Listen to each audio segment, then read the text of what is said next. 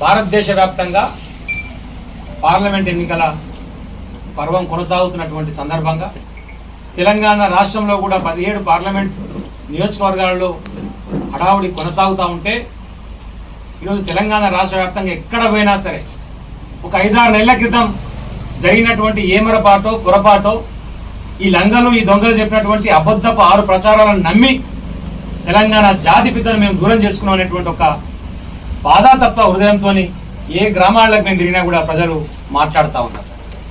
ఇంత ఘోరంగా ఒక ప్రభుత్వం ఎన్నికైన తర్వాత కేవలం 5 నెలల కాలంలోనే ఇంత వ్యతిరేకత కూడగట్టుకున్నటువంటి ప్రభుత్వం గతంలో ఎప్పుడు కూడా లేదు. ఎందుకంటే అమలుకు సాధ్యం కానటువంటి అన్ని దొంగ హామీలను ఇచ్చి ఈరోజు ఒక ముఖ్యమంత్రి అయిన తర్వాత ముఖ్యమంత్రి హోదాలో మాట్లాడుకుంటూ కేసీఆర్ గారి కంటే గొప్పగా నువ్వేం చేస్తావనేటువంటి విషయాన్ని చెప్పకుండా పొద్దున్న లేతే కేసీఆర్ గారు ఇష్టం వచ్చినట్టు తిట్టుడు, పాతాళం దొక్తా, పేగులు వీక్తా, గోళీలాడుతా, తొండదోలు పెడతా. మీరు తొడలబడుతోడా ముఖ్యమంత్రి పదవి అంటే కోతులాడిస్తోడా? విచిత్రమైనటువంటి ఒక పరిస్థితి రేవంత్ రెడ్డిని చూస్తే దాపురిస్తా ఉంది. కేసీఆర్ గారి కంటే గొప్పగా నువ్వేం చేస్తావు? అడ్డగూడూరుని ప్రత్యేక మండలం చేసి చాలా సంవత్సరాలైనటువంటి కళ నెరవేర్చినాం. లక్ష్మీదేవి కాలువ కొత్త రోడ్డు వేస్తున్నాం. ఆల్రెడీ మానేయకుంట బ్రిడ్జ్ కంప్లీట్ చేసినాం. పాటిమట్ల అడ్డగూడు రోడ్డు కంప్లీట్ చేసినాం. ఆ రోజు నేను ప్రయత్నం చేసిన అడ్డగూడు నుంచి చల్లరామవరం వరకు రోడ్డు పెండింగ్ ఉంది.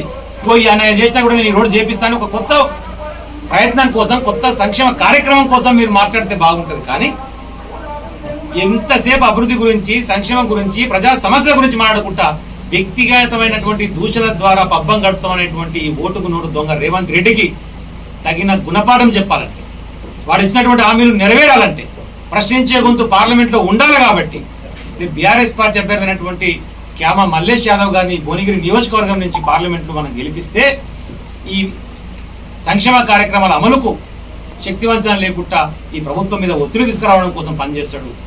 కేసీఆర్ గారికి మీరు బలం చేకూర్చుకోవాలి అవుతారు. కేసీఆర్ గారు కూడా గట్టిగా కొట్లాడి ఎట్లయితే ఒక బస్ యాత్ర పేరుతో బయటికి రాగానే రైతు బంధు వచ్చిందో, ఎట్లయితే తుంగతుర్తిలో పొలాలు ఎండిపోయినాయని చెప్పి రాగానే కాలువలో నీళ్ళు వచ్చినాయో, కేసీఆర్ గారు మాట్లాడితేనే మన బతుకులు బాగుపడతాయి అనేటువంటి విషయాన్ని మీరు గమనించుకొని ఈ ఓటుకు నోటు దొంగలకు బుద్ధి రావాలన్నా మన దగ్గర పోటీ చేసినటువంటి కాంగ్రెస్ పార్టీ అభ్యర్థి రాహుల్ గాంధీ సంతకాన్ని ఫోర్జరీ చేసినటువంటి గొప్ప నాయకుడు రాహుల్ గాంధీ సంతకాన్ని దొంగ సంతకం పెట్టినని చెప్పేసి పార్టీలకు వెళ్ళి బహిష్కరించారు. 2006 నెలలో నేను మనగాలని చెప్పేసి జెడ్పీటీసీగా ఇండిపెండెంట్ గా పోటీ చేస్తే వంకాయ గుర్తు మీద 100 ఓట్లు రాలే. ఇలాంటి దొంగ సంతకాలు పెడుతున్నారని, భూ కబ్జాలు పెట్టారని చెప్పి మొన్ననే కేసీఆర్ ఇటువంటి తీసుకొచ్చి మన నెత్తి మీద పెడతామంటే తస్మాత్ జాగ్రత్త, సహించేది లేదు. ప్రజారా గమనించండి. రేపు మీ సంతకాలు కూడా దొంగ సంతకాలు పెట్టి బ్యాంకులలో మీ పేర్ల మీద లోన్ తీసుకునేటువంటి ఒక దొంగ ఈరోజు కాంగ్రెస్ పార్టీ అభ్యర్థి. దాన్ని దయచేసి గమనించుకోండి అని చెప్పి నేను విజ్ఞప్తి చేస్తాను. వికాస్ అయినటువంటి నిజాయితీతోని 35 సంవత్సరాలు సుదీర్ఘ రాజకీయ అనుభవం ఉన్నటువంటి మా క్యామా మల్లేష్ యాదవ్ గారిని, చిన్న కుటుంబం నుంచి వచ్చిండు, చిన్న మచ్చలేదు, ఆయన గెలిపేయడం ద్వారా పార్లమెంట్లో అడుగు పెడితే ఈ 10 సంవత్సరాల కాలంలో ఏ విధంగానైతే బీఆర్ఎస్ పార్టీ ఎంపీలు 1500 గంటలు పార్లమెంట్లో మాట్లాడి తెలంగాణ హక్కుల కోసం ప్రయత్నం చేసిర్రు, అదే కాంగ్రెస్ బీజేపీ వాళ్ళు మొత్తం 10 సంవత్సరాల కాలంలో 4 గంటలు మాట్లాడారు. బీఆర్ఎస్ పార్టీ ఎంపీలు 1500 గంటలు మాట్లాడారు. అంటే దీన్ని బట్టి మీరు అర్థం చేసుకోవచ్చు. ఏంది కారణం అంటే పార్టీల వారిగా అవకాశం ఇస్తారు తప్ప ప్రాంతాల వారిగా అవకాశం ఇయ్యరు. బీఆర్ఎస్ పార్టీకి అవకాశం ఇచ్చినప్పుడు మనం మాట్లాడతారు, ప్రశ్నిస్తారు. కాబట్టి రేపు మళ్ళీ ప్రశ్నించే గొంతు పార్లమెంట్లో ఉండాలి.